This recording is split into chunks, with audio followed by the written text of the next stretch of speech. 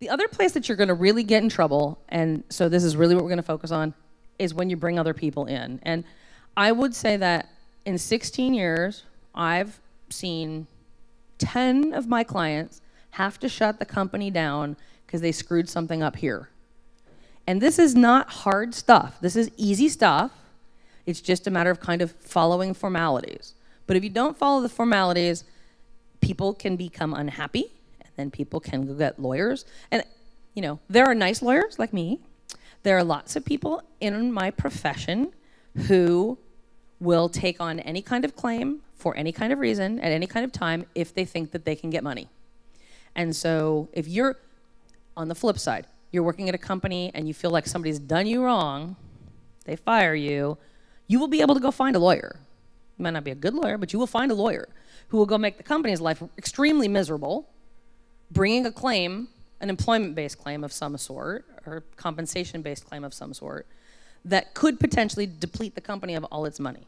And like I said, I've had companies that have had to shut down because they've been in the middle of litigation over employment matters or matters with contractors where the fees were potentially going to be so high and the company didn't have any money, and then nobody wanted to invest because they had this lawsuit pending, and just shut it down. And that's pretty heartbreaking, especially because the founder is then kicking themselves saying, I could have avoided this if I would have done what I was supposed to do up front. So we're going to talk about the kind of things that will most often get you into trouble here. And I'll give you, before you guys leave, I have a handout too, which is the latest law on distinguishing between employees and contractors. Okay, so we talked about when people start work, how it is critically important for them to sign something when they start. For employees, basic form of offer letter. Company XYZ is delighted to offer you the position of marketing specialist. Your annual salary will be, you know, the minimum in California, $37,440 a year for salaried employees. Minimum wage, depends on your county, but minimum wage. Your hours of work will be Monday through Friday from 8 to 4. You will report to the marketing vice president. We will issue you a laptop, blah, blah, blah, blah, blah. You need to provide us proof that you are able to work legally in the United States, and you need to sign a confidentiality agreement. Standard letter, 2 pages long. It's not an employment contract. It's just an offer letter. Yes. I think it's $37,440. It's a lot of money when you have no money. It's a lot of money when you have no money. But it is not a guarantee of employment. It's just an offer letter. Most employees in California, most employees in the United States are at will, which means that you can fire them for any reason or no reason. They can quit for any reason or no reason. That's at will employment in the state of California. Contractors, you do something different, but you're going to sign some kind of agreement with the contractor because you want to make sure that you've got a piece of paper that sets forth what the work is that you're asking them to do, how much you're going to pay them, whether that is in stock or it is in equity, or if they agree that they're not taking any payment. And like I said earlier, the assignment that all the work that they do belongs to the company. I have a client, former client, she had contractors that were they're developing the UI for their site. She had a signed agreement with them to do 25 hours worth of work, and she agreed to pay them $6,000. That part was fine. But then she wanted them to do Part B. And there was some back and forth about what Part B consisted of. There was some back and forth emails about how much Part B was, how much money they were going to get paid for Part B. They went back and forth and back and forth. And they were doing the work, but they were still back and forth over how much she was going to pay for it and what the work actually was and what the deliverable was. And they signed nothing over this Part B. So founder, not a very nice woman, very snippy. Tone of her email starts getting nastier and nastier. They're saying, guess what? You haven't paid us. We're not giving you the work we did because you haven't paid us. And by the way, we spent 500 hours on it, and you owe us $75,000. Well, I never authorized you to do that. Well, you never not authorized me to do this because here's your 50 emails saying, when's this going to be done, and why didn't you do this? back and forth, 400 emails. The only reason I know there's 400 emails is because they went and got a lawyer and they sued her for non-payment. She countersued them. I don't know why her board let her do that, because they didn't have a lot of money, saying that they never delivered the thing they were suing on. It went back and forth long enough. Company went through all of its money. Investors said, we're not giving you any more money, so either figure this out or we're done. And we bankrupted the company. Now, to make it worse, in the process, this founder, she got fired. They promoted somebody else within the company to be the CEO.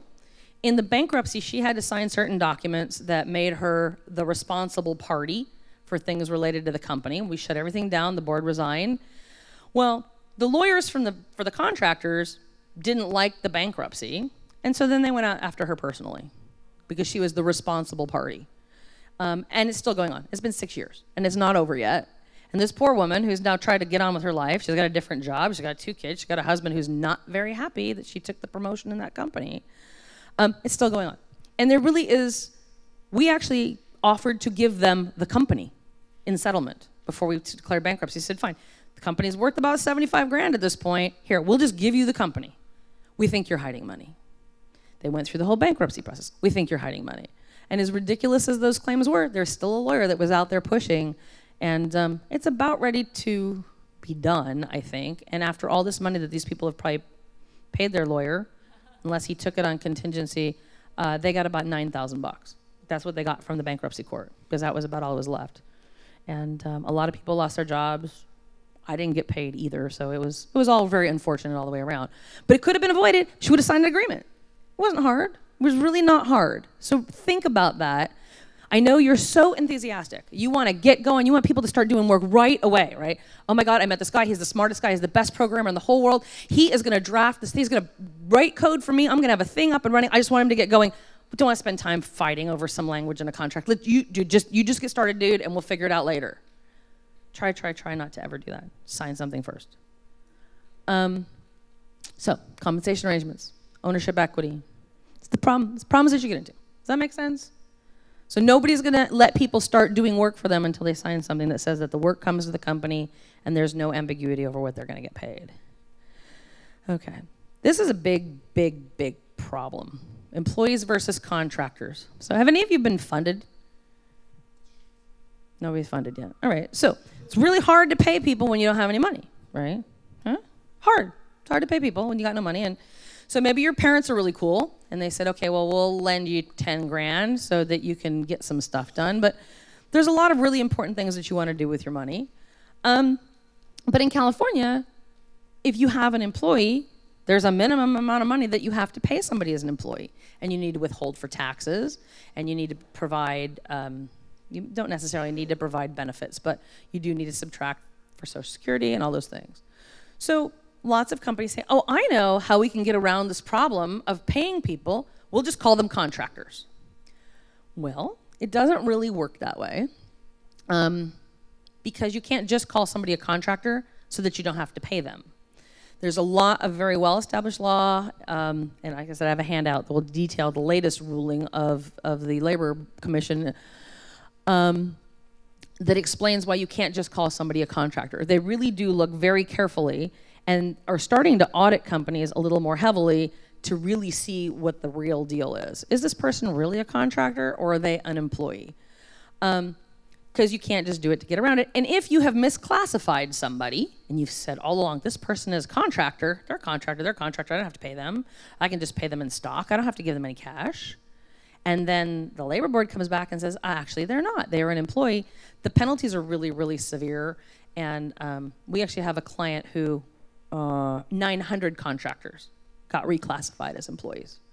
And it's taken the company 3 years to implement this program. They had to work through it. It was very, very expensive. And it was also very expensive for those individuals, because all of a sudden then those individuals also had some tax consequences that they had to deal with.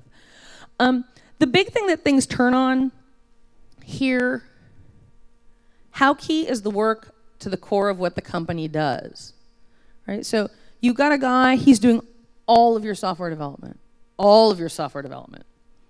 Nobody else is developing software except the one guy. Is he really a contractor? Well, it depends. Depends on what he's doing. Are you making him come to your place to do the work? Or is he working from his own home or his own office? Are you telling him he needs to work on your stuff from 8 to 5 every day? Or can he just get it done as long as he gets it done by some end date certain? Do you require him to check in every day? Are you standing over his shoulder supervising him constantly? Or is he really a contractor? Does he have his own business where he has more than one client? Oftentimes, he can show a pattern that he really is a contractor. I have contract services. I hold myself out to other people, and I do work for this company and this company and this company. In the past, I've worked for these 9 companies, and I got 1099s from all these companies to show it. But if it's really somebody who's coming to your office every day, sitting next to you, you're watching what they're doing, and they're really core to what it is that you're trying to accomplish. They're not a contractor, and they would be deemed an employee by the government. So really, really careful. Be really, really careful, because it's really, really expensive. Same problem with interns and volunteers. Interns, I don't know if any of you did internships when you were students, but usually when you do an unpaid internship, you aren't producing much, right? You're just kind of there because you're supposed to be learning something from the people who have provided you the internship. So you may be helping along on a project, you may be shadowing some people, but they're not really reliant on the work that you're producing as an intern. So I have a client, we just had this conversation today. He goes, oh, I have 5 interns here this summer. And I said, what do they do? And he said, this, that, and the other. I'm like, but nobody in your company is doing that except those 5 people. Yeah. Well, who's supervising them? Oh, no, they're just doing it on their own. Well, that's not an internship. That's slave labor from some kids from the community college down the street. It doesn't really work that way, right? Same thing with volunteers. People don't generally volunteer to just come. If it's your mom, sure. You can have your mom do some stuff, some envelopes, do some marketing, put together some pretty graphics for your business cards, fine. But generally, you do not have people volunteering in your business.